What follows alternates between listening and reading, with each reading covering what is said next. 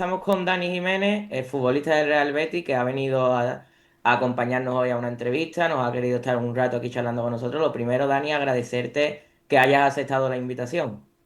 Nada, hombre, gracias a vosotros porque, bueno, siempre es agradecido, ¿no? Poder charlar sobre mi etapa allí y, bueno, y un poco sobre mi carrera también.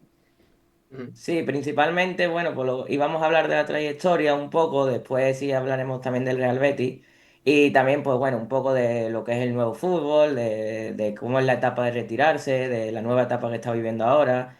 Estaremos hablando un poco de todo, así que, bueno, si quieres empezar tú, David. Sí, le doy yo. Bueno, nada, comentar sobre todo que Dani, para quien no le haya seguido después del Betis o antes, ha jugado en equipos como el Celta B, bueno, el Celta Fortuna, el Zamora, el Rayo Vallecano, que fue donde debutó en primera. Luego pasó por el Alcorcón, fichó por el Real Betis. Después de la etapa del Betis, estuvo en el Depor y te retiraste en el Logroñés, ¿no? Eso es, eso es. Correcto. Bien, lo he dicho bien. Pues nada, comentarte, bueno, preguntarte primero sobre todo que, bueno, tú empezaste más que nada así en el fútbol más profesional, en el Rayo, y cómo fue tu primera así, etapa en el fútbol profesional, en el equipo de Madrid, y después, por qué decides irte del Rayo al Alcorcón? Sí, bueno, a ver, yo era una persona que no, o sea, podía haber llegado antes al Rayo Vallecano o a otro equipo, ¿vale? Bueno, no al Rayo Vallecano, a Segunda División, más bien.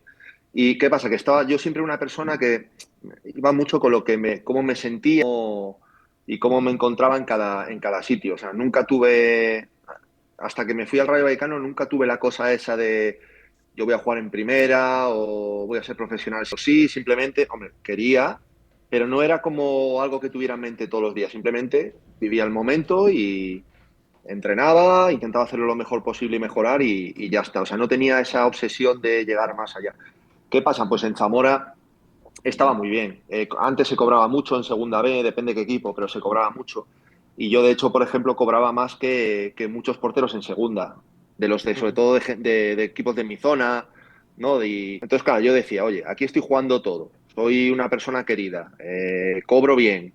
Y claro, me voy a ir a un equipo de segunda que a lo mejor no juego, voy a cobrar menos o por encima o muy similar y entonces, pues bueno, decidí quedarme unos años en el Zamora hasta que se me cruza el Rayo Vallecano. ¿Por qué? Porque jugué un playoff de ascenso y la energía que viví en Vallecas me hizo darme cuenta de lo que ya era el fútbol profesional. Y eso que era un ascenso a segunda, pero claro, imagínate, Vallecas lleno, la gente en Vallecas aprieta mucho, es una afición muy bonita, o sea, la verdad.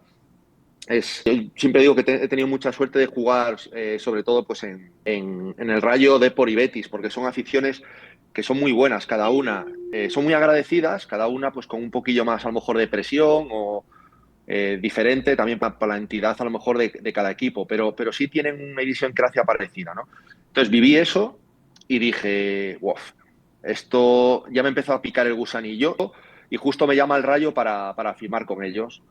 Total, firmé por el Rayo, me quedé un año más en el Zamora, o sea, teniendo ofertas de otros equipos de segunda, me quedé un año más porque económicamente me compensaba, también hay que ser justo, porque el Rayo sí que estaban los Ruiz Mateo, los contratos eran fuertes y ahí sí tenía bueno, pues un escalón, un salto grande económico y sobre todo por lo que había vivido, no sé, mi corazón me decía, este es tu sitio y allí fui. Y sí, hombre, empiezas a vivir otro tipo de fútbol diferente. Yo llevaba en Zamora porque al final en Zamora yo no tenía ni entrenador de porteros, no es que viniera de un filial y justo, seguramente si hubiera tenido en mi cabeza, hubiera sido un poco más inteligente de cara a mi futuro, pues a lo mejor hubiera cortado esa etapa en Zamora o hubiera ido a algún filial que siempre tenía ofertas también. ¿Qué pasa? Que estaba tan a gusto allí que digo, ¿para qué? Si el fútbol al final es fútbol en todos los lados, ¿no? Ahora evidentemente pienso diferente, pero bueno, pues muy agradecido con la etapa esa. Fútbol profesional evidentemente es otra historia. Ujú. Sí, al final si estabas a gusto en ese sitio, ¿no? No tenías prisa, por así decirlo, por irte antes a otro. Y bueno, ya eso, estás unos cuantos años en el Rayo, debutas en primera, pero te llama el Alcorcón. O vas tú al Alcorcón, no sé cómo es ese fichaje. Sí, a ver, yo el primer año que llego al Rayo estaba Cobeño, venía de ser Zamora de segunda división con Claudio Bravo. los dos. Y Ujú. entonces yo cuando firmo allí yo sé que iba a tener complicado jugar, pues venía de segunda B, pero bueno, al final ese año acabo jugando la segunda vuelta bastante. Y al año siguiente, que es el año que subimos a primera, me lesiono en pretemporada, entonces claro, empiezo suplente, pero bueno, otra vez me vuelvo a ganar el sitio y subimos. Y en primera sí empiezo a jugar y tal. ¿Qué me pasa en primera? Cojo, bueno, aparte, engancho una lesión de recto anterior, que son 2 meses, con una mononucleosis. Entonces Ujú. estoy, pero una mononucleosis muy fuerte. O sea, estuve prácticamente 8 meses sin tocar, sin poder entrenar. Unos 2 meses sí, 2 meses sin entrenaba, pero diferente por el recto anterior, y 6 meses, aparte justo la semana que iba a volver a jugar titular, que había hablado con el míster y todo, fiebre. Y estuve con fiebre pues 1 mes y medio, todos los días de fiebre. Y luego, pues imagínate, pues otros 6 meses, me perdí toda la segunda vuelta, verano, en la pretemporada siguiente, y hasta enero, febrero no empecé a estar bien con el hígado, los tenía inflamados. Fue una época dura, fue una época Ujú. dura.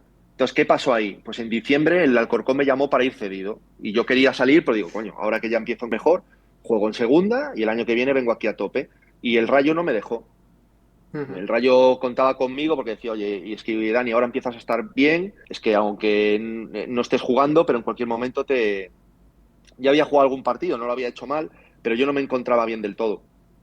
Y lo que quería era tener continuidad. ¿Qué pasa? El año siguiente termina la temporada y yo decido irme.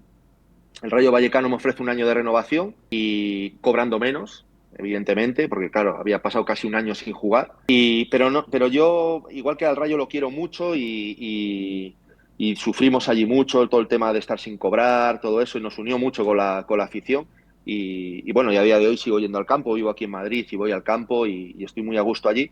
Pero sí es cierto que me apetecía cambiar de aire, sobre todo no quedarme en primera otra vez, sino, oye, voy a dar un paso hacia atrás, voy a demostrarme que sigo siendo el Dani que estaba jugando titular en primera y andaba bien, y luego ya veremos. Y firmo en el Alcorcón pues un año. La condición de firmar era firmar un año. Elijo Alcorcón porque habían apostado por mí en invierno y Nico Rodríguez, el secretario técnico, que ahora es amigo mío, apostó muy fuerte por mí, me accedió a darme solo un año Ujú.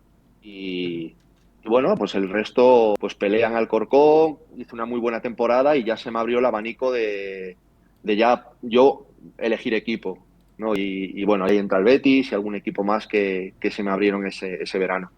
Eso es lo que ahora te iba a comentar, ¿no? Que justo después del Alcorcón ya llegas al Real Betis, un Betis que acababa de descender, si no me equivoco, o sea, vas al Betis en segunda. Y bueno, mi pregunta era, ¿cuál es o cómo es el salto de jugar en el Alcorcón, que eras titular indiscutible, porque ese año jugaste, si no lo jugaste todo parecido, Menos un partido de prácticamente? Copa, creo, sí. Lo Vale. demás jugué todo el resto de Copa y Liga jugué todo, sí. Eso es, pues, ¿cómo pasas de ser un portero titular al Betis? Sabías que, bueno, que te ibas a jugar la titularidad o que ibas con un rol más de suplente quizás. Y bueno, ¿cómo es ese salto? Bueno, no es realmente así. O sea, yo cuando yo terminé la temporada en Alcorcón y hablo con el Alcorcón para renovar, lo que pasa es que venía una propiedad nueva y el secretario técnico se va a otro sitio, que luego también pues me llama para ir allí. Bueno, al final termina la temporada y tengo bastantes ofertas. De primera tengo dos, tres ofertas, bueno, dos ofertas más un recién ascendido que subió justo el año que yo estaba en el Alcorcón. Y claro, son ofertas económicamente pues más fuertes que las del Betis, pero no sé, como te digo, a mí me tiraba el Betis Ujú. y digo, pues para allá. Yo también pensaba, digo yo, oye, si están haciendo tanto porque yo vaya allí, seguramente sea porque Adán igual se va, ¿no? Adán había jugado ese medio año viniendo de Italia y yo también fui allí diciendo, oye, pues seguramente este se vaya porque si no, joder, el Betis tiene buena cantera, subirá algún chaval para segunda y ya está. Pero bueno, fue un poco pues por lo mismo que me quedé algún año más en el Zamora, a lo mejor teniendo oferta de segunda, a mí la entidad del Betis me daba igual que fuera segunda o primera. O sea, yo sabía que el Betis íbamos a subir. Yo lo tenía claro. Entonces me daba igual esperar un año más. O sea, me había ido a jugar a segunda para volver a demostrarme que yo tenía el nivel que tenía antes de la mononucleosis y de todo el momento ese que pasé malo. Entonces, bueno, pues en mi cabeza era, evidentemente, pelear por un puesto, pero es verdad que también fui ahí diciendo, oye, espérate que a lo mejor Adán sí que sale. Vale, o sea, tú pensabas sobre todo eso, que quizás podía ser el portero titular Claro, por lo de Adán. Vale, eso vale. es. Marc, pues vas tú si quieres ahora con un poquito la etapa más en el Betis, nos vamos a meter. Sí, yo la primera pregunta que te voy a hacer, Dani, quiero saber cómo viviste el proceso de adaptación al equipo, a la ciudad también de Sevilla, ¿no? Que al final cambias un poco lo que viene siendo el Alcorcón por el Betis. Quiero saber más o menos la adaptación y tanto al equipo como a la ciudad que tuviste. No, muy fácil. Es verdad que el primer día que fui a Sevilla flipé, porque claro, yo venía del Alcorcón, había jugado en primera, pero en el Rayo Vallecano, o sea, tampoco, y venía del Alcorcón. Entonces, yo cuando llego allí veo que hay fotógrafos y tal esperando, digo yo, hombre, pero parece que soy Joaquín, ¿sabes? O sea, claro, ya ahí te das cuenta un poco del salto que hay de un equipo a otro, o de los dos equipos de Sí. fútbol profesional al Betis. Pero claro, luego se me hizo muy fácil todo, porque de alguna manera entré con muy buen pie con la afición. O sea, yo desde el principio me sentí bastante querido. Es verdad que, hombre, hice buenos partidos cuando me tocaba jugar, buena pretemporada, pero a veces los jugadores notamos un poco el cariño de la gente. Y eso yo es verdad que he tenido suerte en casi todos los equipos. En alguno me ha costado un poco más, pero por ejemplo en el Betis, que es un equipo complicado en ese sentido, hay otros jugadores que a lo mejor vienen de hacer grandes temporadas y allí les cuesta. Sin embargo, yo todo lo contrario. No sé si es porque a lo mejor la expectativa conmigo no era muy alta y a lo mejor se vio también que era un chico que aparte de ser trabajador, pues al final estaba dando nivel y que en el vestuario también era una persona importante y tal. Yo creo que la gente ahí pues no sé, notaba mucho su cariño y se me hizo fácil el vivir allí y la adaptación al club. Es verdad, perdona que te corte más, que nosotros cuando se le dio la posibilidad de que tú vinieras a hablar con nosotros y demás, es lo que estuvimos hablando, que aquí se te recordaba con mucho cariño el tiempo que tuviste y demás. Sí, no, vamos, ahora estoy viviendo en Madrid, pero hace poco estuve hablando con personas del Betis, bueno, yo lo estoy entrenando y claro, yo quiero quedarme cerca de Madrid, o quería quedarme. Tenía una situación que medio me obligaba a estar cerca de Madrid, pero bueno, ahora sí situación ha cambiado y me puedo mover ya por toda España y lo primero que he hecho es, oye, ¿cómo está ahí en el tema en cantera? Porque bueno, para mí es una posibilidad, sobre todo Coruña y Sevilla, porque Coruña también he estado muy, muy a gusto, soy gallego, y luego, bueno, Vigo es mi ciudad, pero bueno, al final estoy ahí un poco vetado por haber jugado en el Depor. Pero sí es una posibilidad. O sea, es que fueron 4 años muy buenos en cuanto a eso, a sentirme muy, muy integrado en el club y no solo ya en el equipo con los jugadores, que evidentemente sí, sino también en el club, con las personas que siguen en el club. O sea, tengo muy buena relación aún a día de hoy. Vale, la siguiente pregunta va hilado sobre todo a los partidos que jugaste en el Betis, que por desgracia pues fueron pocos, pero yo los 21 partidos que jugaste los recuerdo con buen cariño, recuerdo que estuviste bastante bien y me gustaría saber cuál fue tu partido más memorable dentro del Betis o si tienes algún partido más memorable fuera del Betis también nos lo puede contar. Sí, hombre, fuera del Betis, bueno, en el año del Alcorcón tuve muchos, y luego en el Depor tuve bastante, sobre todo el primer año. El primer año gané mejor jugador allí ya tenía 36 años y quedé mejor, y estuvimos a punto de ascender, o sea, no ascendimos por un gol y aún así gané mejor jugador. Ese año hice muy buena temporada. Y en el Betis al final tampoco es que tuviera ningún, a lo mejor, partido espectacular, pero por ejemplo, cuando nos tocó jugarnos la Europa League y se lesiona Adán, que luego me lesiono yo, pero estuve esos 4 o 5 partidos, no me acuerdo cuántos fueron, que creo que estuve a bastante buen nivel. O sea, de hecho, me parece que no me metieron ningún gol en ningún partido. Que no sé si tenemos aún, Adán y yo, el récord de imbatibilidad compartido entre los dos del Betis a día de hoy. Pero bueno, ahí en esa época la verdad que yo estaba bastante bien, ya te digo. Y aparte peleábamos por algo muy bonito, que ahora el Betis más o menos tiene pues naturalizado, pero al final fue como... Yo creo que ahí es cuando empezó un poquito el cambio del equipo en ese sentido, ¿no? De ya convertirnos en algo más, de estar siempre ahí arriba. Es verdad que vinieron nuevos jugadores, el equipo no tiene nada que ver con el que teníamos antes, pero bueno, como que los primeros pasos fueron ese año con Quique y con los jugadores todos, con Bartra, con Javi García, Tello, con Guardado, con todo ese tipo de jugadores. Y de esa lista de jugadores que has mencionado, ¿mantienes contacto con alguno? Bueno, Más... hablo a veces, sí, hablo a veces con algunos. Sí, sí, al final estoy en Madrid, entonces también mucha gente pasa por aquí y te llama, oye, ¿qué haces? Tal, no sé qué. Y luego, por ejemplo, con Molina, con Cejudo, Molinero, sigo teniendo bastante relación. Con Portillo, hace poco, bueno, que ha ascendido por quinta vez Sí, sí. a Primera División.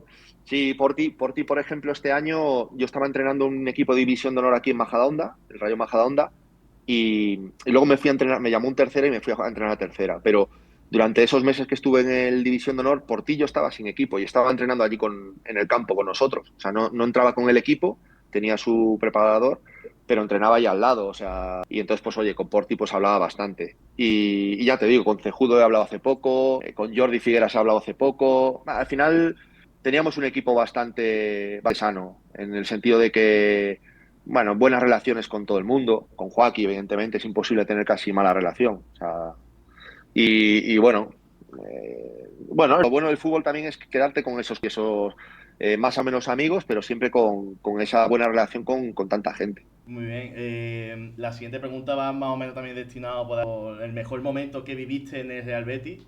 Que yo por lo menos tengo uno que más o menos puede ser ese tu mejor momento, pero no quiero contestar por si fuera otro. Hombre, hay Porque varios. Hombre, cuando subimos fue bonito, porque a pesar de que teníamos la obligación de subir, pero luego hay que hacerlo. Ujú. Fue bonito también cuando le ganamos al Sevilla en el Pizjuán, que ahí me acuerdo yo que puse una bandera del Betis y todo, eso fue muy bonito, Sí, sí, lo recuerdo, sí. la que se lió luego, y luego evidentemente cuando clasificamos a Europa. Cuando clasificamos a Europa fue espectacular, claro. vale, Al final no quiero meter a la misma altura ganarle al Sevilla que tal, pero al final ahí fue donde cambió un poco la dinámica de que siempre Sevilla estaba por delante nuestra y ahí empezamos a cambiar la dinámica. Lo que te decía, que ahí nosotros dimos un paso más y a partir de ahí el Betis fue creciendo. Sí. Y el Sevilla, pues oye, ahora pues no está bien. Pero Ujú. bueno, al final también son ciclos. Que nadie duda que el Sevilla en unos años estará peleando otra vez por estar pues como está el Betis ahora. Yo creo que también será lo bonito de la rivalidad. bueno, pues nosotros esperemos que el Sevilla se quede así. Bueno, al final, Nosotros, al final, nosotros al final, al final nos gusta también que esté ahí bien y ganarles estando bien. Ahora, algunos añitos así sufriendo tampoco les viene mal. no, Claro, al final un poco de humildad en ese aspecto no, nunca le viene mal a nadie, pero bueno. La siguiente pregunta sería por los compañeros que tuviste, ¿no? Porque me has hablado de Batia, de que tú compartiste también con Guardado, Rubén Castro y demás. ¿Qué futbolista de dentro del vestuario, de esos 4 años que estuviste, qué futbolista te marcó más en tu etapa en el Betis? O también puede ser algún entrenador, un entrenador de portero, alguien del staff, también si lo Hombre, queremos mira, incluir. entrenadores, sin ningún. A ver, yo a Pepe Mel le tengo mucho cariño por trato personal y eso. Pero entrenadores, Quique Eder y John Pascua, ese año, o sea, me parecen en cada uno lo suyo. Bueno, Eder acaba de subir a primera con Elche, y es que ya se veía que iba a ser muy buen entrenador, y Quique es muy buen entrenador. O sea, son gente como que te enseña mucho, ¿sabes? Te enseña mucho. Son un perfil de entrenador que al final, pues a lo mejor hay otro tipo de entrenadores como Pellegrini ahora, que a lo mejor son un perfil más bajo en el sentido de la manera de proyectarse ellos, ¿no? ujú. Pero, pero ahí aprendí muchísimo. Y con John Pascua, John para mí es de los mejores entrenadores porteros que hay, y aprendí muchísimo. Y luego he tenido la suerte de llevarme bien con toda la gente del staff, con David Relaño, que sigue entrenador de porteros que sigue en el Betis Deportivo, con todos, hasta con Poyet que estuvo poco tiempo. Poyet al final pues tenía un carácter y ahí pues no cuajó, pero, pero era muy buena persona también, muy trabajador. Bueno, con todos los entrenadores que hemos tenido. Cuando vino Juan Merino y Capi, por ejemplo, eso era como una familia. O sea, él unió, bueno, en las dos etapas que estuvo, como parecía un equipo con el Betis, que al final, oye, hay gente ya con trayectoria, con sus sueldos, con sus egos, y cómo lo llevaban con una naturalidad brutal. Entonces, guardo mucho cariño de muchas cosas. Jugadores, pues los que te dije antes. Le tengo mucho, mira, Germán Pechela, muy serio, muy buena gente también. Luego Tony Sanabria, Nahuel, esa gente era muy graciosa, hacían, incluso Vadillo, el primer año, Nono, chavales jóvenes que hacían, el día lo hacían muy ameno. Varela, o sea, siempre hemos tenido muy, muy buena familia. Luego, evidentemente, pues oye, Joaquín por lo que representa y porque Joaquín la gente tiene una idea de él. Joaquín es mucho más cachondo en el día a día que lo que se ve en vídeos y en la tele. O sea, en el día a día es como más natural y es es un cabrón, es muy gracioso, es muy buena gente y luego es muy buen capitán. Sé que mucha gente tiene la sensación de, no me acuerdo cuándo fue, pero no sé si fue el año de Quique, que tuvimos ahí unos, bueno, hubo una época que no estábamos bien y luego empezamos a ganar y a meternos arriba y ahí tuvimos unas reuniones entre todos y tal. Y yo me acuerdo de una reunión que salí de allí y dije, hostia, esto es un capitán. Yo era capitán del equipo también y normalmente a lo mejor cosas del día y eso, pues las llevaba más yo incluso que Adán y que Guardado y las llevaba yo más, o que Joaquín, pero cuando había que apretar y eso, él hablaba bien. Y yo me acuerdo que, por ejemplo, Joaquín en eso, pues al final también es una persona que te inspira, ¿sabes? Por todo lo que representa.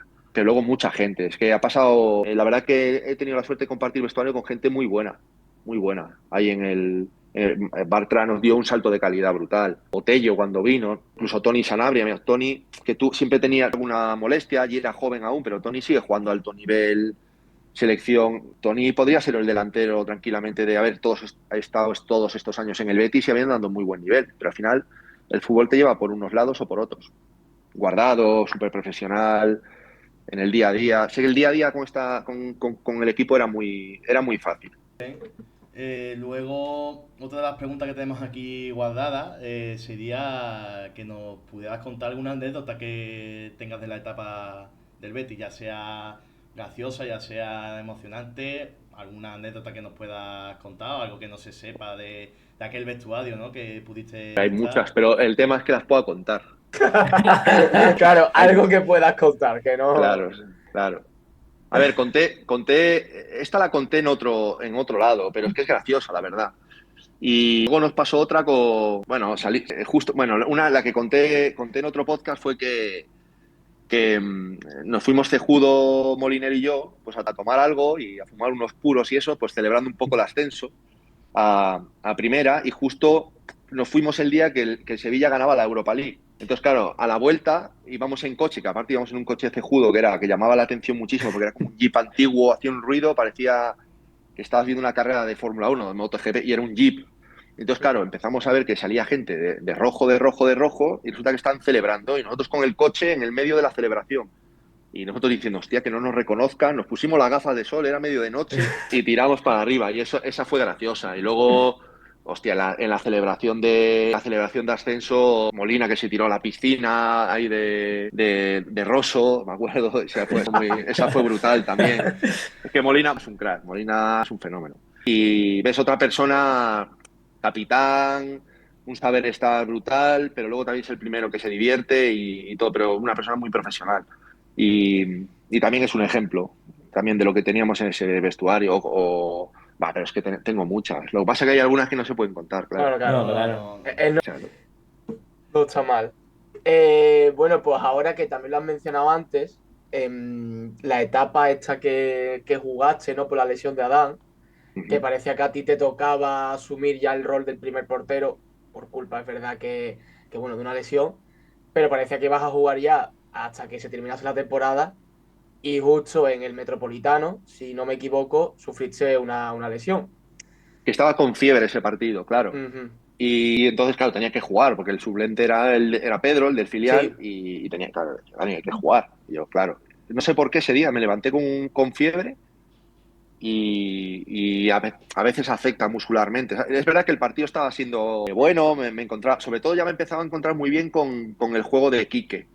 Ya cuando llevaba ya partidos seguidos, yo me acuerdo en el Wanda que con el pie y eso, aparte de tener a Bartra, por ejemplo, por ahí cerca o a Isa Mandi, eso es muy fácil, ¿sabes? Te hacía muy fácil las cosas, pero yo lo estaba disfrutando mucho el juego. Y justo en un despeje que aparte no me acuerdo si hasta pitó fuera de juego o algo así antes, y le voy a despejar y me rompí el cuádriceps. Sí, y ostras, fue una rabia, porque aparte estaba bien, llevaba pues eso, no sé cuántos partidos jugué, pero 4 o 5 partidos sin encajar, estábamos ahí arriba, me encontraba súper bien, súper a gusto y bueno, pues es verdad que yo ya había firmado con el Depor ahí, si ujú. mal no recuerdo, pero vamos, yo estaba centrado en conseguir lo que teníamos que conseguir. Claro, eso es bueno, lo que te iba a preguntar, que cómo viviste la lesión, porque sería un palo bastante duro, porque ya te digo que ibas a jugar lo que quedaba de temporada. Sí, hombre, pues dio rabia. Lo que pasa que al final, pues esto es el fútbol, ¿sabes? Sí. Tampoco hay más. Igual, tú imagínate, se me fue todo un poco encima, porque ahí tenía la oferta de renovación del Betis. Y claro, la oferta de renovación del Betis era de año en año, que es normal, porque yo tenía 35 años ya, creo, 36 cumplía. Ujú. Sí, no, 35 cumplía. Y entonces, claro, Serra Ferrer me dijo, no, Dani, oye, estoy encantado contigo, pero vamos a ir año a año y si tú estás físicamente al nivel que estás ahora, pues te seguimos renovando año a año. Y a mí me apetecía también jugar. Entonces ahí, entre que el Depor me daba un 2+1 y bueno, y tenía algún equipo más, que me daba también 2 años, incluso y de primera. Lo que pasa que, no sé, me apetecía también ir, el Depor también es un equipo histórico y de mi tierra y me tiró bastante. Digo yo, pues ya si salgo del Betis ya me da igual ir a jugar Ujú. a otro equipo de primera, ¿sabes? Vale, vale. Espérate, que se me ha acabado esto. ¿Se me Vale. escucha? Sí, Sí, sí, se te sí. escucha bien. Espérate, que voy a... Que no sé por qué esto... Te habrá desconectado o algo. Ahora sí, ¿no? Sí. Se Vale, escucha bien. perfecto. Que os escucho yo.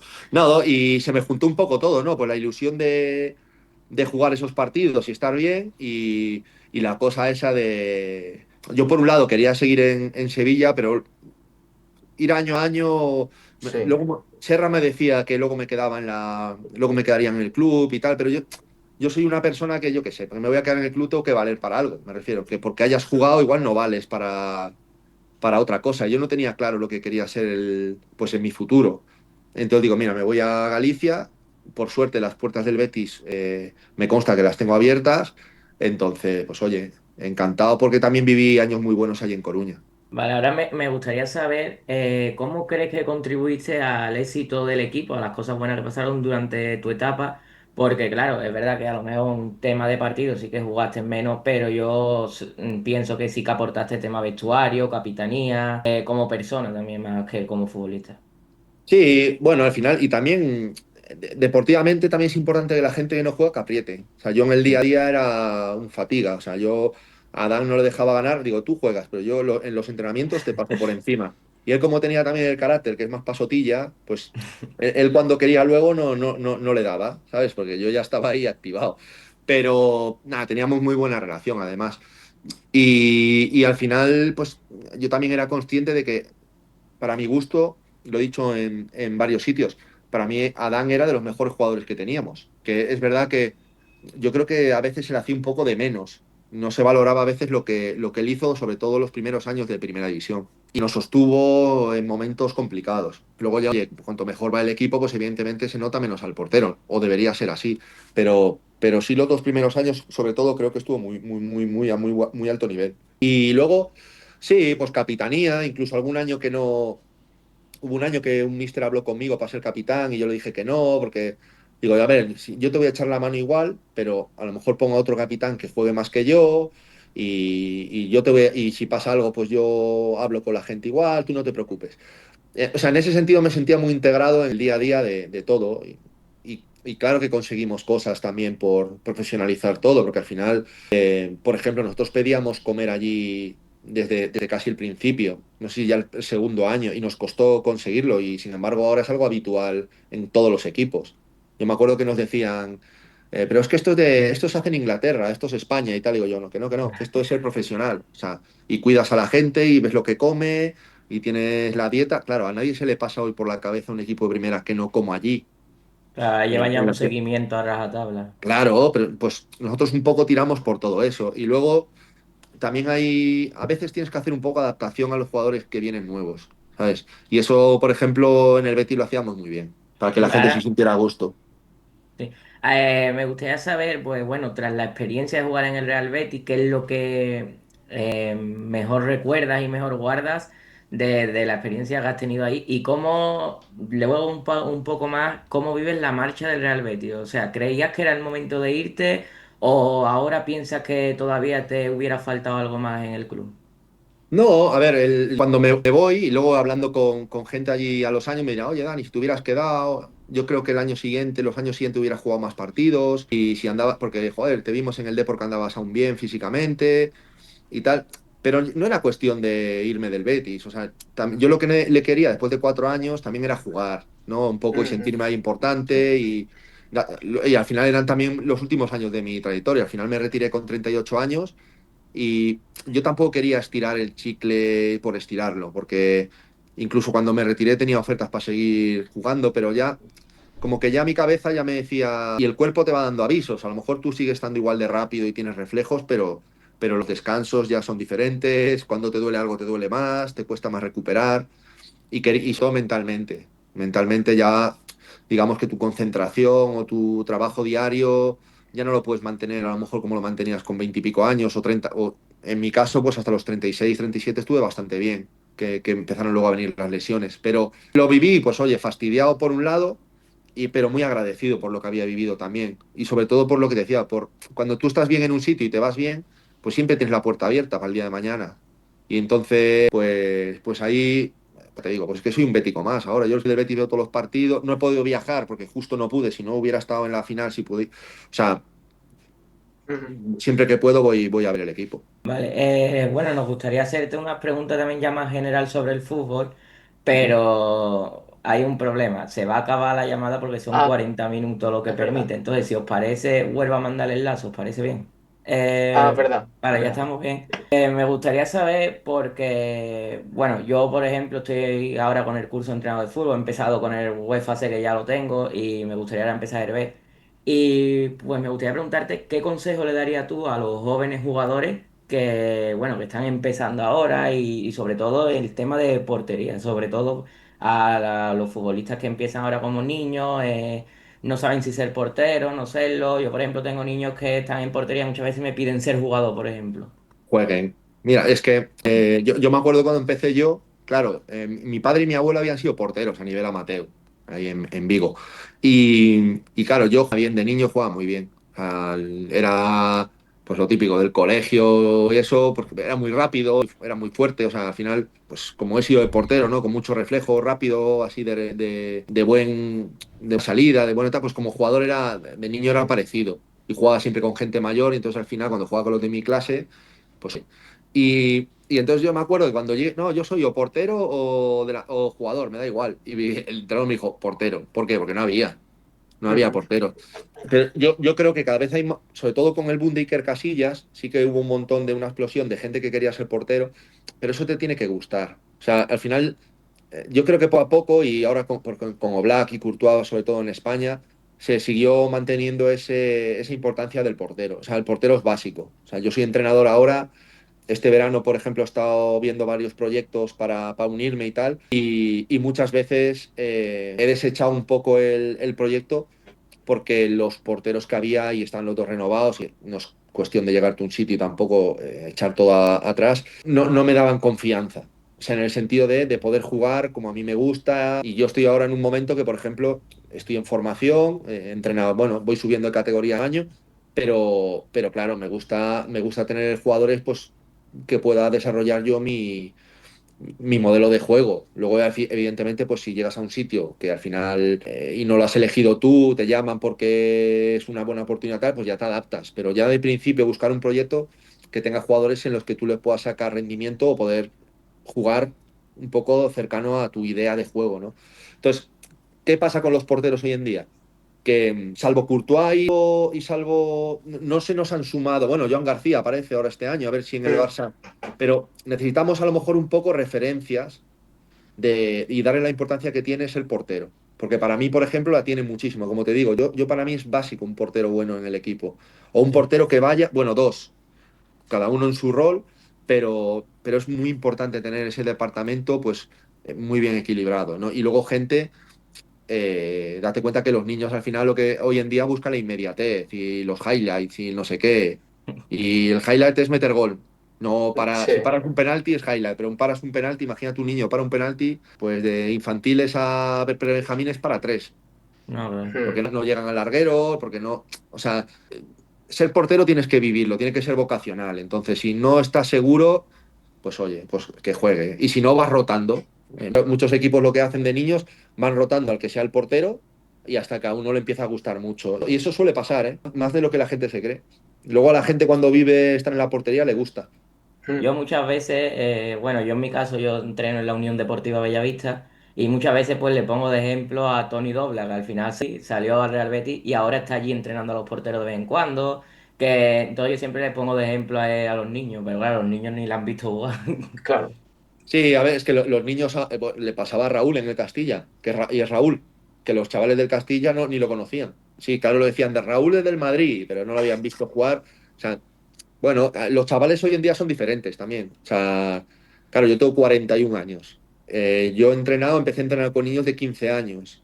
Y empecé 15, 16, hice un equipo de preferente, volví con con juvenil nacional y división de honor y tercera. Pero claro, el tercera mío tenía 22 años de media edad, algo así. Y te das cuenta un poco de que cada generación es completamente diferente a lo que era yo, por ejemplo, mi generación, la manera de jugar, de competir, el tener más calma. Ahora todo quieren la urgencia de conseguir resultados, de jugar siempre, y eso hay que enseñárselo. Eso hay que enseñárselo. Y ser portero es jodido, ¿eh? Porque ser portero le puedes enseñar a Tony Doblas, pero el día que le metan 7 goles porque juegan contra el Betis, ese Ya. chaval es que le van a meter muchos goles muchas veces y va a tener un fallo un día y van a perder por su culpa. Y al final también te vas forjando el carácter, ¿no? O sea, y muchas veces dicen los porteros que estamos locos. No, es que estemos locos. Lo que pasa es que al final hemos vivido cosas que el resto de jugadores pues no viven. Y entonces al final tu carácter se va forjando de otra manera. Entonces es complicado, pero cuando lo prueban, por eso te digo que muchas veces cuando no hay portero, ir rotando, de repente a alguno le hace el clic y dice, pues sí me gusta esto de la portería, ¿eh? Yo conozco gente, coño, ¿cómo se llamaba un chico que jugó en el Zaragoza del Betis? ¿Dani se llamaba? Ya. No, Dani Rebollo hasta juveniles era jugador. Ujú.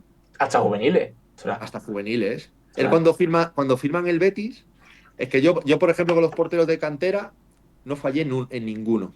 Y yo hablaba con los de cantera y le dije, Álvaro Vallés es una bestia. Álvaro Vallés, primer equipo. Y se fue a no sé dónde, tal. Yo, no, yo le decía siempre, digo, oye, hacerme caso, tío, que yo he entrenado con todos. Hacerme caso quién es el bueno. Pero, Ya, bueno, al final. bueno, pero ha acabado ahí, me alegro. La verdad, y al Mm. chaval le ha costado. Ha sufrido, le ha costado, pero ahí está. Nos dará alegrías ahora. Ojalá, ojalá. Bueno, hemos hablado sobre el tema del portero, ¿no? Hemos también comentado sobre cuando comete un fallo, cuando le salen mal las cosas en los partidos. Y la pregunta va dirigida por ahí, la importancia que tiene la salud mental en un deportista y sobre todo en un portero concretamente. Porque En todos. al final es eso, porque a lo mejor por un mal control puede acabar en un gol en propia, puede ser por un penalti que parecía que lo podía haber atrapado, pero al final se le escapa. ¿Qué importancia tiene la salud mental concretamente en un portero?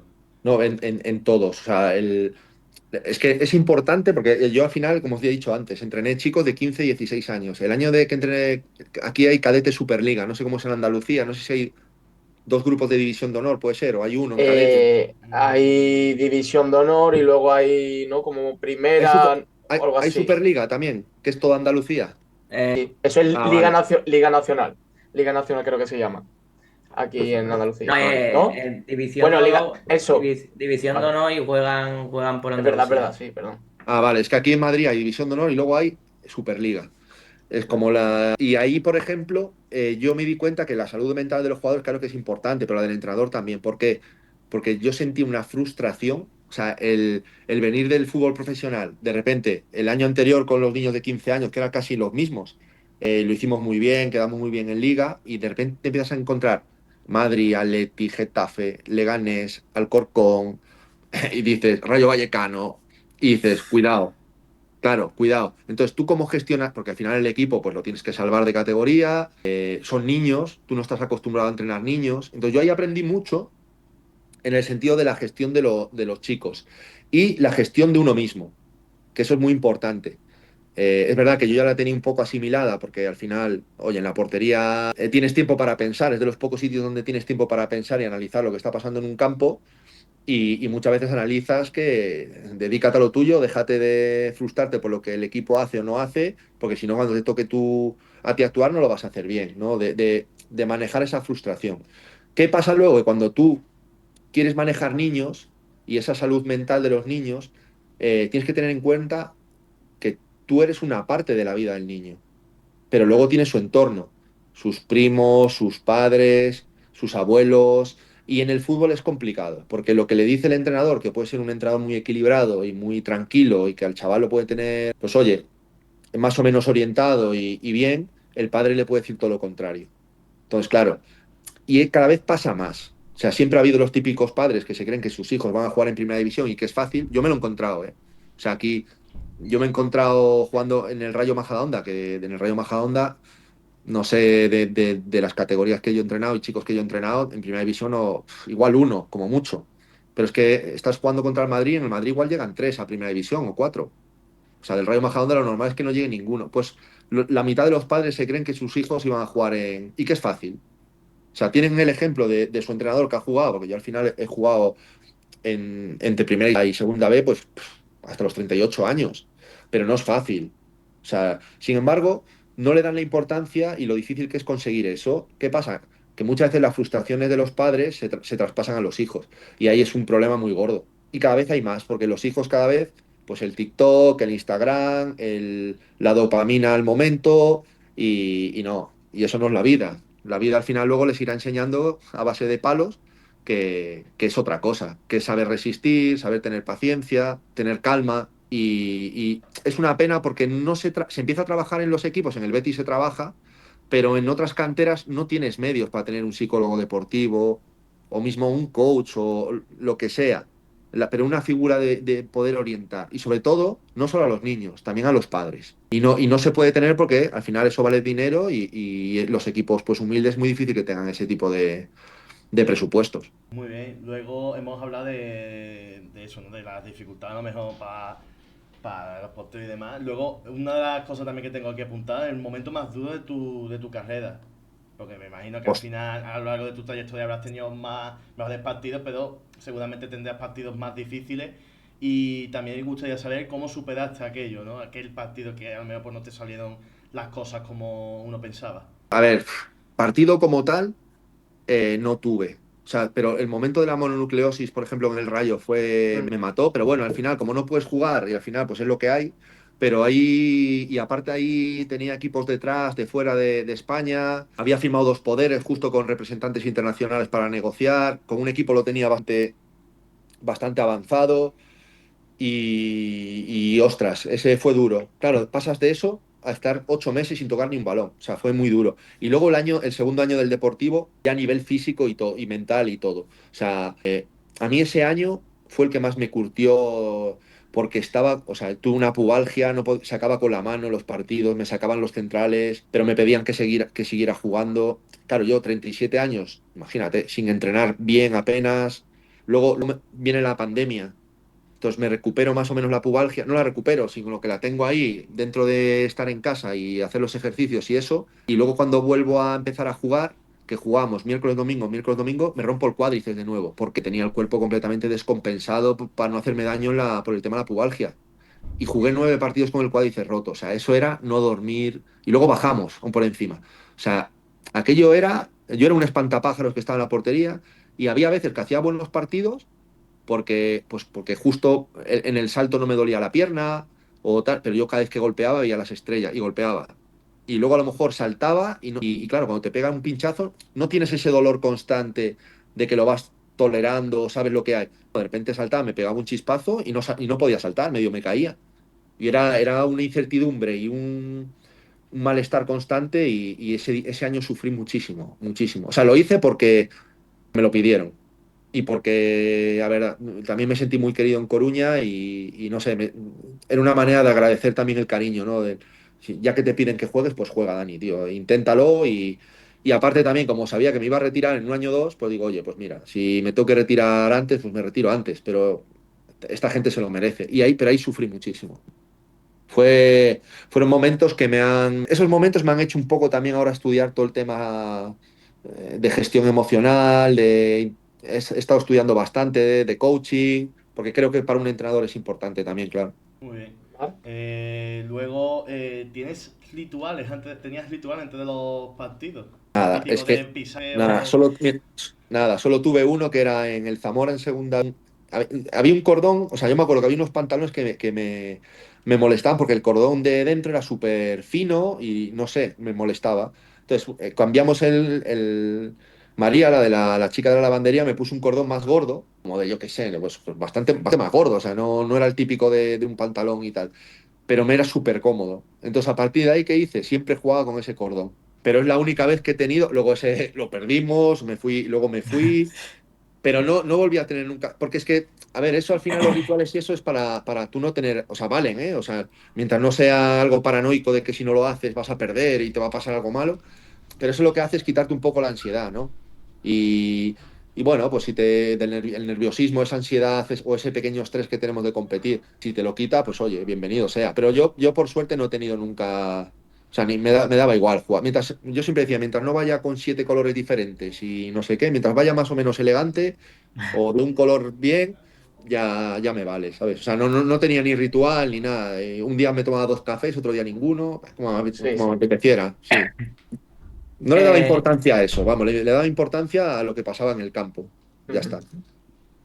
Me gustaría saber cómo crees que ha cambiado el fútbol desde que tú empezaste hasta el día de hoy, tanto en general como también en el aspecto de la formación de los Ha porteros. cambiado todo muchísimo. O sea, mira, yo por ejemplo, y va a cambiar más, ¿eh? Porque No. el entrenamiento, pues lo que hablamos de gestión emocional, de tal, pero al final ahora, hoy en día, se trabaja desde como si el fútbol y la persona somos sistemas complejos. O sea, tú no puedes separar a la persona de, de su novia, de sus padres, ni de cómo toca el balón, ni si entiende cómo el míster quiere que juegue, o de cómo se siente con sus compañeros, o sea, ni de la afición misma. O sea, no puedes separar a una persona en partes y ir mejorando cada parte, porque todo está relacionado. O sea, evidentemente, puedes ir enfocándote, pero siempre luego trabajando el todo, ¿no? Y eso antes no se hacía, eso ya en el día de entrenamiento. O sea, al final darle importancia a todos los aspectos de una persona, porque al final somos personas. O sea, es así. Entonces, claro, dependiendo de las personas que tú tienes pues el equipo es de una manera o de otra. Si cambias a una persona, el equipo es otro. Entonces, eso ahora ya se entrena. Ya tienes gente especialista en entrenar todo eso.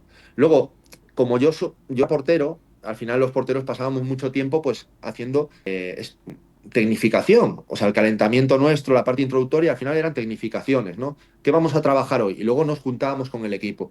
Bueno, ahora cada vez más se utiliza eso como parte introductoria de las sesiones y los chavales se van a casa diciendo, porque hacer una tecnificación pues no es fútbol, porque no hay contrarios, porque el balón te la pasa tu entrenador y te dice uno, dos y tú eliges a dónde pasarla, pero eso no es fútbol. Claro, que no Pero es eso, realismo de juego. claro, entonces si no es realismo no hay toma de decisiones. Y, Sí, y el fútbol, sobre todo, la inteligencia del futbolista es la toma de decisiones. Ujú. Y la toma de decisiones es a nivel inconsciencia, o sea, no se piensa. O sea, por eso hay muchos jugadores listos que luego no son inteligentes fuera de la campo, ni listos, ni nada. Pero son listos porque tienen una toma de decisiones muy buena dentro del campo. ¿Por qué? Seguramente porque lo han entrenado mucho y porque su inconsciente está muy preparado para lo que pide el fútbol. Porque tienen mucha calle, porque, bueno, se ha perdido mucho el fútbol de calle. Pues evidentemente, pues al final ahora hay jugadores más planos también. Y eso es un poco de ver también de los formadores y de la manera de entrenar a los chicos. Si entrenamos a los chicos pensando que aquí el jefe soy yo, que es ahorita y pico que estoy con los chavales, yo voy con mi ego y con mi pecho inflado y para que el entrenamiento salga en YouTube y que yo dé voces y corrija todo lo que pasa en el campo, al final es un entrenamiento para el entrenador, pero no para los chicos. Y Ujú. eso es un poco lo que sí pasa por ejemplo, aquí en Madrid pasa mucho, que la gente no está muy preparada en ese sentido. Y sin embargo ya ves chicos jóvenes ahora que ya se empiezan a hacer sus cursos, aparte de los títulos de entrenador en las federaciones, y ya empiezan a darle importancia a ese tipo de cosas. A lo mejor tener un diseño de la sesión más eficiente, con una metodología clara, dependiendo de la edad del niño. No es lo mismo entrenar niños de 12 años que niños de 16, pero tampoco es lo mismo un niño de 12 años que mida 1,70 y es maduración precoz, con un chico que le falta a lo mejor 2 años o está un año retrasado con los de su edad. Entonces, pero eso hay que estudiarlo y eso hay que saberlo. O tiene que haber una figura que pueda orientar un poco a los entrenadores. Y por desgracia, como no hay dinero, pues no se suele tener esa figura, salvo las canteras más o menos buenas. Evidentemente en el Betis se trabaja muy bien todo eso, pero a lo mejor en el Bellavista, como tú dices, oye, pues estáis vosotros que tenéis mucho interés en todo eso y según habléis más con gente, pues haréis las cosas mejor. Pero a mí me ha pasado, ¿eh? O sea, yo es que, bueno, os lo puedo enseñar, es que yo tengo aquí el ordenador y ahí tengo 2 libros, pero es que igual me he leído este año 70 libros de fútbol, ¿eh? pero de todo, o sea, fútbol, de gestión emocional que tenga que ver con fútbol o no solo fútbol, de preparación física muchísimo, de metodología muchísimo, de periodización muchísimo, de todas las corrientes que hay, no solo en periodización táctica o microciclo estructurado, ¿no? Que es lo típico aquí de la Portugal-España, sino de Alemania, Sí, de Holanda. El tema es aprender de todo y luego montarte tú con tu experiencia, con tu ensayo-error, pues hacer un poco tu camino, ¿no? Evidentemente claro. yo tengo la experiencia de entrenadores que he tenido, que al final, bueno, yo lo que hago es probar cosas. Es la manera, la intención que yo tengo es formar mi estilo de hacer las cosas, pero evidentemente la experiencia que yo tengo y la influencia que yo tengo es de los entrenadores que he tenido, a los equipos que yo he entrenado y los mentores que pueda tener, ¿no? Al final, mentores, preguntar a todo el mundo. Es así. Sí. Y si alguien sabe más que yo, ¿cómo no lo voy a preguntar? Igual me ahorro seis de desgracias en mi equipo, porque Eder Sarabia o Quique Setién o Pepe Bordalás me dicen, Dani, haz esto que a mí me vino muy bien y tal, no sé qué. Oye, pues muchas gracias, mister. ¿Cómo voy a saber yo más que alguien que tiene todo eso? Claro, Y, siempre hay y- que coger consejos de los que más saben. claro, y sobre todo no quedarte no en eso, sino probarlo. Claro. Probarlo. Y no quedarte en tu experiencia, que tú es subjetiva. O sea, por ejemplo, un entrenador o un jugador de Cholo Simeone y un jugador de Guardiola, seguramente, como ha tenido éxito de diferente manera, cuando sean entrenadores, pues el que lo ha entrenado el Cholo va a tirar por el Cholo y el que lo ha entrenado Guardiola, como todos los que entrenan o están de asistente de Guardiola, tiran a lo de Guardiola. Y luego ya van haciendo su camino. Arteta no es el mismo este año que el de hace 5 años, ni incluso más, ni, lógicamente, pues van evolucionando y van probando otras cosas. Pero es que es lógico. Ujú. Pues bueno, como ya te veo con esta etapa de entrenador y demás, me gustaría preguntarte cómo ha sido el momento, cómo fue de lo más difícil, por así decirlo, del cambio de vida tras colgar las botas. Y, por ejemplo, si hay alguna afición que como futbolista no podías hacer y ahora ya, lógicamente, puedes hacer cualquier cosa, algo así. Bueno, al final mi día estuve unos meses sin entrenar y luego ya me hice las prácticas, como digo, en Majadahonda Mm, y al final he estado ligado al fútbol. Mira, salvo ahora que es gracioso porque he tenido, al final el ser jugador te abre etapas, ¿no? Pero a mí me gusta ser como ir etapa por etapa. Y es verdad que yo llevo 4 años retirado, pero es que he entrenado cadete B, cadete A, juvenil B, un equipo preferente y uno de tercera. O sea, mm, al final es que en un año a lo mejor empezaba un equipo, me llamaban superior categoría, iba. O hubo un año que entrené a dos equipos, el de preferente, bueno, autonómica, mm, y el que Superliga. Entonces, claro, no tenía para hacer mucha más historia, porque al final, si te lo tomas en serio, el entrenador tiene que intentar controlar, porque nunca se controla porque es fútbol, pero intentar controlar todo, ¿no? O dentro de los límites de tener una noción de un poco de todo cómo quieres que funcionen las cosas. Eso te deja mucho menos tiempo que ser jugador. O sea, yo de jugador terminaba la liga, me iba de vacaciones, me iba unos días, me iba a mi casa con mi familia otros días y a volver a entrenar. Como entrenador, tienes que estar hablando con jugadores para que vayan a tu equipo. Ver a qué equipo vas. Yo este año, por ejemplo, como quería quedarme cerca de Madrid, yo quería entrenar en tercera y tenía más ofertas. Bueno, de juveniles tuve ofertas, pero tenía más ofertas de segunda federación que de tercera.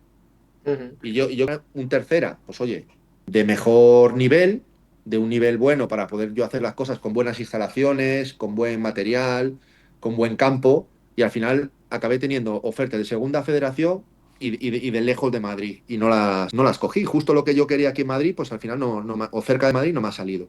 Entonces, claro, ¿yo qué digo? Oye, ¿cómo puede ser que tenga más ofertas? ¿Por qué? Por ser el jugador. Entonces, al mm, final, eso a la gente le vale para ciertas cosas, para a lo mejor proyectos de exigencia, de presión, como, no sé, en segunda red que pueda haber, bueno, pues el Recre, el Jerez Deportivo, ese tipo de equipos que tú sabes que tienes una presión detrás brutal. No digo que me hayan llamado ellos, sino No, sí, sí. sí, sí. esos equipos.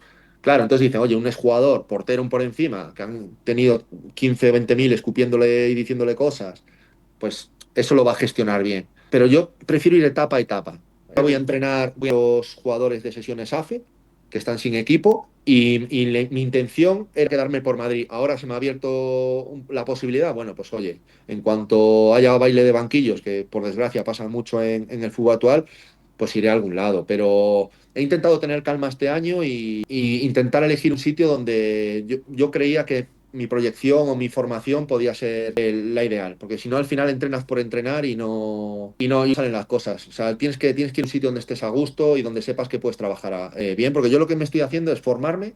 Yo quiero llegar a la élite Ujú. y cuando llegue estar preparado al máximo para no bajar. Y es muy difícil. Bueno, pues entonces yo tengo mi planificación de cómo hacer las cosas. Evidentemente te arriesgas, pero es el entrenador también. Claro. Pues ahora que ya te vemos con tanta experiencia, que bueno, que nos has dicho, ¿no? Que estás estudiando Bueno, sobre la salud digamos mucho. mental o sobre el fútbol, que te has leído 70 libros, nos has dicho, que tienes una carrera larga futbolística. A día de hoy, que estamos, bueno, a 27 de junio de 2025, ¿qué le dirías al Dani Jiménez que empezó su carrera futbolística? Uf, muchas cosas. Claro, yo siempre lo he dicho, digo, yo cuando me fui al Zamora, me Ujú. fui porque el Celta bajó a segunda después de jugar Champions League. Y entonces, claro, a los chicos de Vigo nos bajaron digamos, bueno, yo estaba negociando justo la renovación y nos bajaron una barbaridad. O sea, no me acuerdo cuánto era, pero a lo mejor de cobrar, tampoco era mucho, pero de cobrar 2.000 euros o 2.000 o Ujú. 3.000 a cobrar 500 o 600, o sea, una cosa así. Hostia. O sea, una Sí. barbaridad. Ujú. O 800, no me acuerdo cuánto era. Sí, sí. Pero y yo cogí y me fui al Zamora. O sea, aparte de los días firmé en el Zamora, en un equipo de segunda B que siempre jugaba playoff, que estaba ahí. Yo era muy impulsivo antes, pues, ¿sabes? ¿Qué le diría? Ten más calma. O sea, ten más calma, ¿sabes? Y de lo demás que he hecho, pues oye, he disfrutado. O sea, al final podía haber acortado y haber estado más. Mucha gente me dice, Dani, ¿pero por qué yo te llamaba, amigos míos, secretarios técnicos? Me decía, ¿pero por qué cuando estabas en el Betis y no jugaba y te llamaba y no venías? Y digo yo, porque estaba muy a gusto. Que es así, al final. Y yo peleaba por jugar, pero si el otro era mejor que yo, ¿qué voy a hacer? Pero yo estaba a Ujú. gusto aquí. Cuando me picó el gusanillo de volver a jugar, pues oye, me fui a Coruña. O sea, bendito problema, que yo lo digo muchas veces, coño. Al final he jugado en el Betis, en el Rayo y en el Depor. Sí, Digo, sí. oye, pues oye, bendito problema y bendita carrera he tenido, con todos los problemas que he tenido, muchas veces que en el mejor momento, pues oye, una mononucleosis, cuando estoy jugando en el Betis me lesiono, pero bueno, eso es el fútbol, todo el mundo supera adversidades y te hace más fuerte. Y al final, pues oye, aquí estamos, intentando seguir disfrutando el fútbol de otra manera. La manera que me gusta, porque es que yo ya otras cosas de secretario técnico, de representante y eso a mí ya a mí me gusta el campo y entrenar, Ujú. y bueno, al final hay mucho exportero que se dedica solo a los porteros cuando seguramente le gusta entrenar equipos, pero bueno, no se atreven a ese paso. Ujú. Entonces, te veremos algún día en Ojalá, la ojalá, élite, ¿no? ojalá. Vino Xavi Torres que aquí charlando con nosotros y nos dijo que, dice, algún día me veréis en la élite, nos dijo. Claro, Xavi está formándose ahora también, hace poco hablé con él. Sí, aquí nos Sí, lo contó, cuando estuvo aquí nos lo contó y claro. sí, porque Y... vi. Sí, dime, dime. No, es que la idea es esa. O sea, yo mi idea no es estar en la élite o no estar. Yo quiero estar porque después se puede mostrar.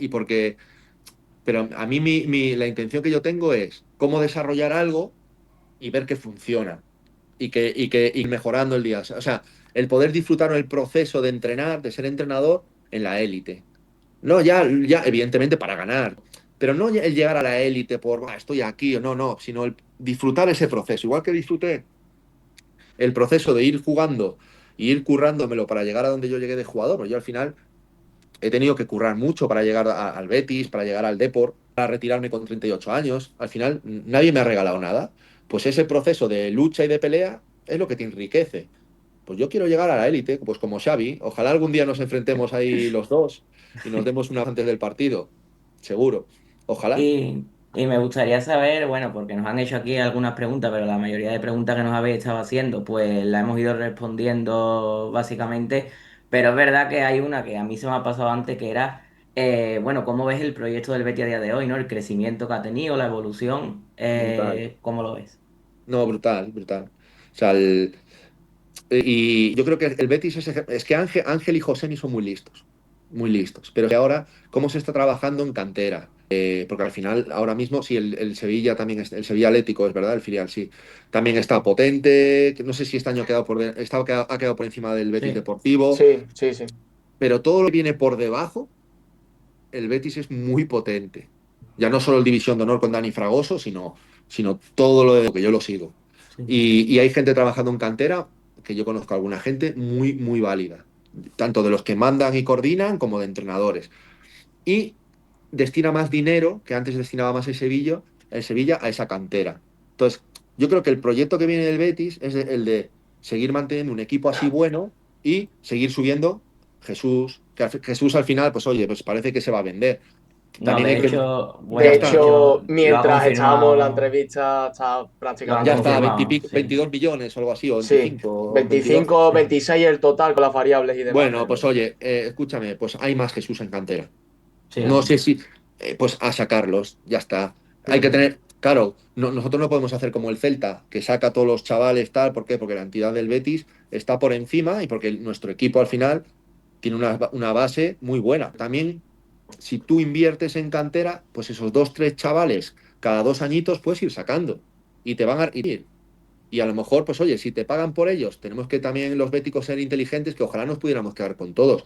Pero es que estar ahí es muy exigente a nivel económico. Entonces, claro, va a haber años que a lo mejor no nos salgan las cosas, pero si la base y la metodología, lo mismo que entrenar, de cómo funciona el club, se mantiene y se mejora, pues nosotros podemos estar unos años ahí en la élite, es que por masa social y por todo, por ilusión y por todo, y por bien, el Betis de los mejores equipos que hay. Y lo está demostrando. O sea, Anthony se muere por volver a Sevilla. Evidentemente, porque aquí se volvió a reencontrar con su fútbol, pero por el cariño que se le da, a esos jugadores les gusta la exigencia también. Y ahí hay exigencia. Pero exigencia que se da luego también cuando las cosas salen bien. Entonces, que lo tenemos todo. No hay que hacer cosas raras, es lo único que no hay que hacer. Cosas raras. De a lo mejor querer gastarse más dinero del que toca un año. Lo bueno que quien nos dirige, pues son gente muy, muy, muy buena. Muy buena, lo han demostrado. Pues entonces, en sus manos estamos y súper a gusto. tenemos algo más de la gente, Raúl. ¿Has leído alguna pregunta más? No, yo creo que por aquí ya está todo bien, ¿no? Porque también ya le hemos quitado bastante tiempo a Dani. Sí. Ha sido bastante largo y bueno, nada, pues agradecer que hayas estado aquí con nosotros, que hayas perdido parte de tu tiempo en estar aquí con nosotros, que ha sido bastante tiempo y nada, yo dejo que se despidan mis compañeros también. Espero pues a ver si en un futuro te vemos a lo mejor en la cantera del Betis o algo, pero Bueno, es probable. A ver, el tema es que si estoy viviendo fuera, pues tiene que haber hueco. O sea, al final, el tema de ir a las canteras es que, claro, yo he entrenado en tercera, división de honor, nacional, claro, y a lo mejor el hueco que me queda es un cadete. Entonces, ir a entrenar un cadete a mí a día de hoy ya se me hace bola, ¿sabes? Aunque sea del Betis, del Madrid o del que sea. O sea, no, sí. yo entro al fútbol de otra manera y me contra, no porque no sea que no pudiera aprender, es que me gustaría pues seguir un poco esa formación de poquito, pues oye, estar unos años en tercera o en segunda red. Yo me veo capacitado para entrenar más arriba, por supuesto que sí, pero me gusta también que donde me vaya pues sea un proyecto apetecible. Evidentemente, es un juvenil del Betis, ya cambia la cosa. Pero bueno, es lo que te digo, al final también tiene que haber el hueco y como ahí hay mucho profesional que trabaja muy bien, pues oye, pues también es entrar. Si estuviera Pues viviendo en Sevilla, pues seguramente estaría por ahí, aunque fuese ayudando. seguro. Claro. Pues nada, Dani, yo también me despido. Muchísimas gracias por pasarte. La verdad que me ha gustado bastante hablar contigo, que Igualmente. has dejado cosas bastante interesantes, la verdad. Y nada, a ver si más para adelante, si estás en la cantera, pues podríamos hacer otra charla.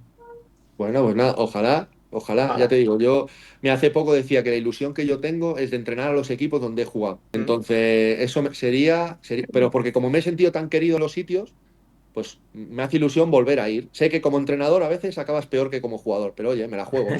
Me la juego. Bueno, Se te guarda cariño como jugador, Como esperemos entrenador, como a ver, entrenador también. igual, depende, ahí sí que tengo que ver el proyecto, ¿no? sí, sí, sí. Bueno, Marc, Dani, un placer tenerte por aquí. Esperemos que te vaya bien a lo largo de tu carrera como entrenador o entrenador portero, también si así lo requiere. Y esperemos que podamos tener noticias tuyas, que estés entrenando en segunda red, en tercera red, que consigas tus objetivos y todos los éxitos que tengas serán celebrados aquí en la Bóveda y Blanca. eso es. Pues nada, oye, muchas gracias por este buen rato y nada, disponible para cuando queráis, ¿vale? Un abrazo. Perfecto. Pues muchas Muchas gracias. gracias. Hasta Hasta luego. luego.